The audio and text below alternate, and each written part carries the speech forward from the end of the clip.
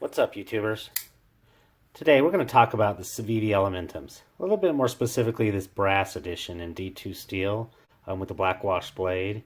And this one actually has had a chance to live in my pocket with this flashlight.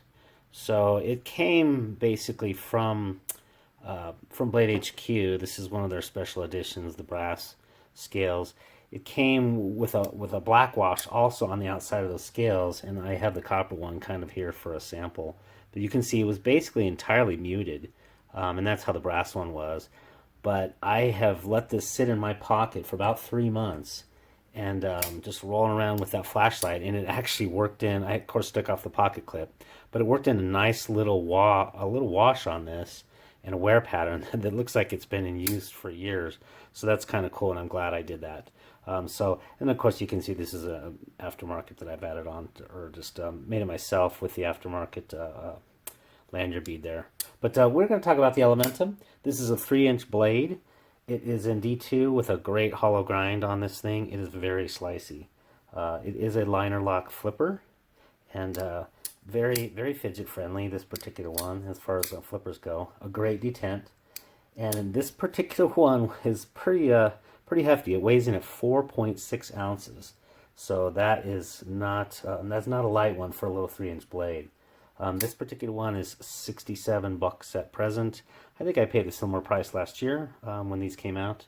So is it a fair price? Yeah, it is. You know, there's a little bit more, and then the metal that goes into there, of course, costs a little bit more than just your good old steel. So I understand the cost on that one. In terms of some comparisons, I think in terms of function for myself, the SOG Terminus XR, or SOG, as well as the Serge Pacheco Boker Lancer knife, very similar in terms of shape and then the size. You see that spear point blade there with that one, and this particular one has the brass scales as well. Similarly weighted as 4.5 ounces versus 4.6.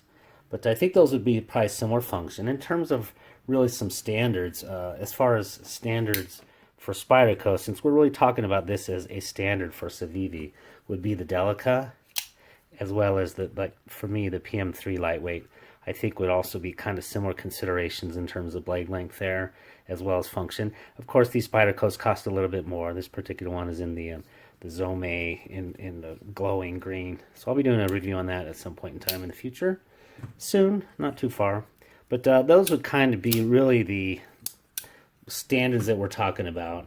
You know, it's this price is approaching those particular blades. In terms of you know, everyday carry standards, really the standard at this point in time is the Elementums themselves. So I have a few here, and I'll try to actually, let me line these up in terms of you know, different materials and so forth. The great thing about the Elementums is, and I'll jump right into the pros, I guess I'll do this in kind of inverted order, is that there is a great variety. You have all sorts of colors that you can get. There's different scale material, different blade material where they use different thicknesses. For example, this particular one is in G10. This is the BladeHQ Special Editions. Of course, you may or may not have known that I'm a sucker for those if you've seen any of my other reviews. And yes, I do like the natural jade green with the black blades. But this particular one is like, I think this one was, I don't know, pretty close to $70 or so, maybe closer to $80 at this point in time. And it's S35VN steel. It also has the thinner blade stock, the .10 instead of the .12.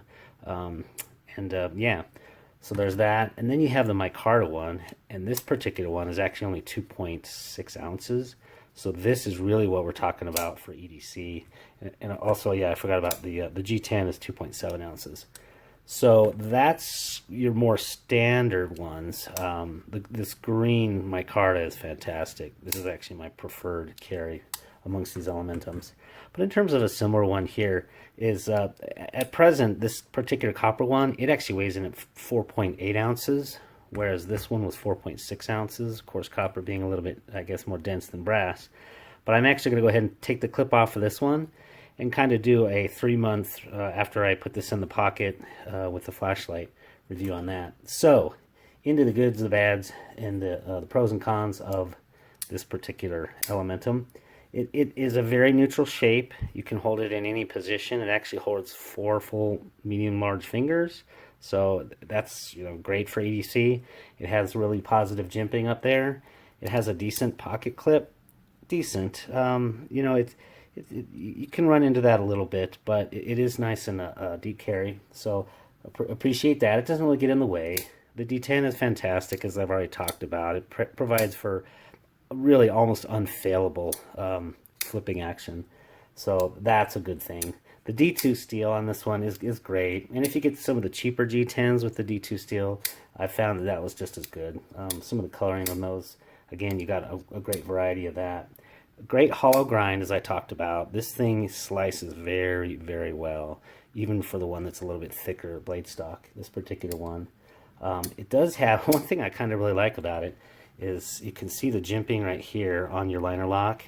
It not only is very functional, but you'll actually notice it's kind of well thought out that they match the counts of those jimps 1 for 1 with the jimps on the back of the blade. So that's just kind of a nice little special touch that I found as well. And yeah, that's pretty much the positives that we're talking about. In terms of the negatives on the Elementum, I think for me, specific to this particular brass one, is I think it's extremely heavy. At 4.6 ounces, I mean, this is in league with, you know, almost like some Hinder or Big Knives or whatever that are approaching in that 5 ounce range. So this might not be the best platform for brass. It kind of looks nice, and actually on this particular one, I might even end up taking this clip off and just let it sit in the pocket, because functionally it doesn't really add a whole lot to it, and that with that lanyard there, it can just sit in like a traditional pocket knife. And then in addition to the heavy brass, I also think that the lanyard hold is awfully sloppy. You know, maybe not on the entry-level ones with the G10. They can just leave where the shadow box goes right into there with a cutout. But I do think that this is pretty lazy on kind of some of those upscale ones. It really, they could have just made a solid scale and just drilled maybe like a better round hole for your paracord there. You know, they didn't need that ovular one. So for me, that's really kind of the only gripe that I would say is systemic to the Elementum line. I mean, overall, this has already become a standard for EDCs, you know, if not the standard. This is a great knife. The brass one, I would probably, you know, if you want to give it to somebody who kind of likes a heavier knife, maybe like a Buck 110 alternative or something like that, this could be that. You know, it kind of looks like an old classic knife with the brass scales, and especially if you kind of wear it down in your pocket like I did. You know, it's well priced. It's got good fit and finish. They use T8 screws everywhere except the pocket clip, so it's a very serviceable knife. Really, it's tough to find a lot of fault in this knife, and yeah, it's becoming a standard, if not the standard, in EDC knives. And so hope you enjoyed this and it was worth your time. If so, go ahead and like and subscribe, and have a great day. Take care now.